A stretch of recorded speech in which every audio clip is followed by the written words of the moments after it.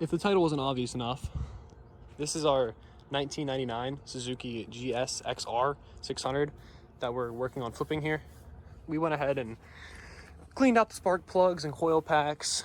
It's currently not firing. It sounds like it's trying to turn over. We tested for compression, and that was all good within acceptable ranges of each other.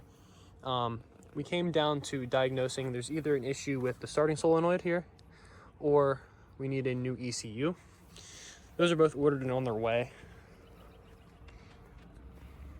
Additionally, we're going to be repainting the bike. We're going to make the body black with some gold accent pieces, like the Allen keys, maybe the mirrors. But we're going to paint the rims down here and the rim up front because that rear rim is a really, really ugly yellow. We're going to paint them red and probably do some interlacing red here on the tire grooves, make it look a little bit more sporty.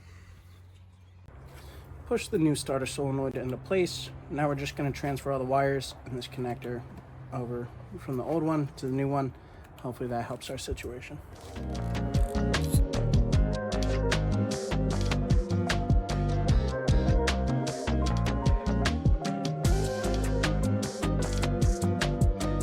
So here we have the replacement petcock. We got one off Suzuki, I think SC650. SV650. SV650. So, pretty much the same here. Not much difference.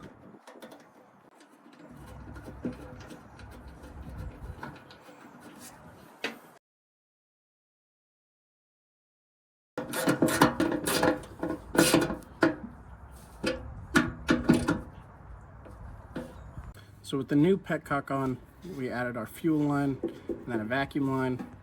At least that's what I think this is. I guess we'll see if it leaks. Oh. It's leaking all over the floor. I'm sure. Oops.